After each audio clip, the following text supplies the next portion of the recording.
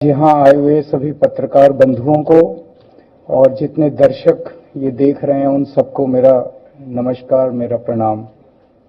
आज लखनऊ में मैं उत्तर प्रदेश के सभी मतदाताओं से इंडिया गठबंधन को भारी भरकम वोट देने के लिए, भारी मात्रा में वोट देने के लिए अपील करने के लिए आया हूं।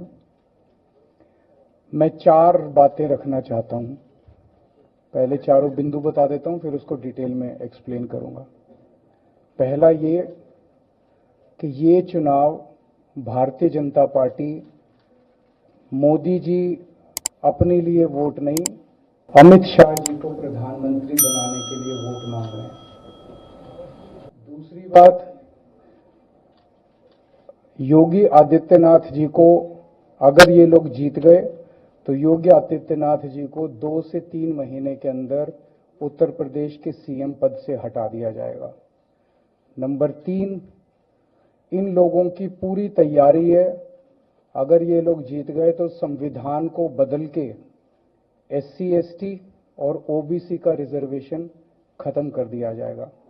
और नंबर 4, जो आंकड़े अब देश भर से आ रहे हैं वो ये दिखा रहे हैं कि 4 जून को इंडिया गठबंधन की सरकार बनने जा रही है और NDA को और BJP को बहुत कम सीटें मिलने जा रही हैं।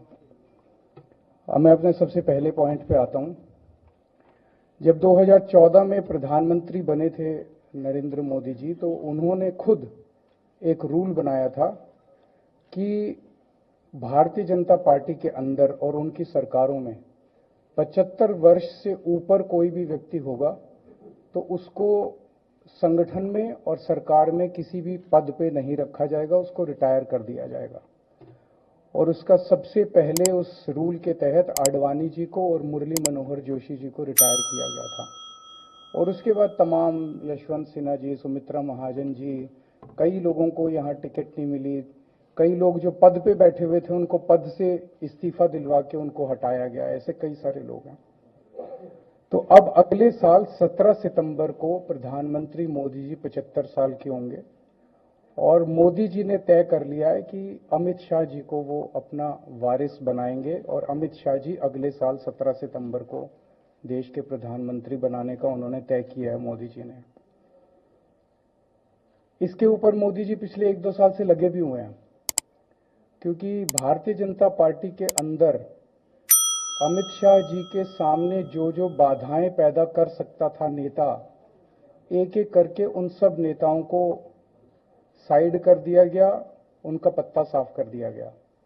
शिवराज सिंह चौहान को हटा दिया गया, वसुंधरा राजे को हटा दिया गया, डॉक्टर रमन सिंह को हटा दिया गया, देवेंद्र फडणवीस को खत्म कर दिया गया, खट्टर साहब को खत्म कर दिया गया, एक एक करके सबको खत्म कर दिया गया। एक ही शख्स बचे हैं जो अमित शाह जी के रास्ते का कांटा बन सकते हैं। हेलो, आवाज आ रही है?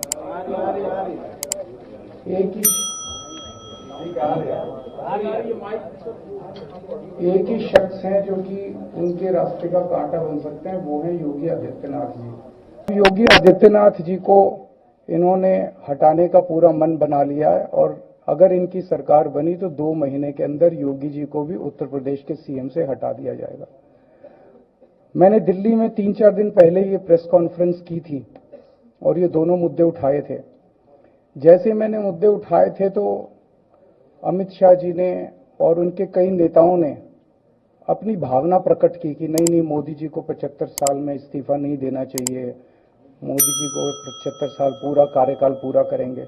उन सबकी भावनाओं की मैं कद्र करता हूं, क्योंकि अपने नेता के लिए जब भी ऐसी बात होती है तो सब लोग सामने आके बात करते हैं। लेकिन बड़ी बात यह है कि मोदी जी ने ऐसा नहीं कहा कि मैं 75 साल पे इस्तीफा नहीं दूंगा, मैं रिटायर नहीं होऊंगा।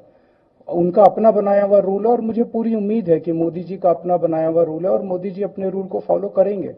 नहीं तो लोग कहेंगे कि मोदी जी ने ये रूल आडवाणी जी को हटाने के लिए बनाया था, जब अपनी बारी आई तो नहीं।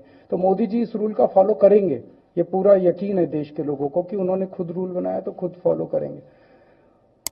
दूसरी बड़ी बात जो हुई कि जब मैंने कहा कि योगी आदित्यनाथ जी को 2 महीने में हटा दिया जाएगा, इस पे अभी तक भाजपा के किसी नेता की टिप्पणी नहीं आई है। 4 दिन हो गए, इसका मतलब ये तो कंफर्म करता है कि उन्होंने पूरी प्लानिंग कर ली है और उनके पक्ष में कोई बोलने के लिए तैयार नहीं है योगी आदित्यनाथ जी के। तो उनका हटना अब लगभग तय है कि योगी आदित्यनाथ जी को उत्तर प्रदेश के सीएम पद से हटाया जाएगा।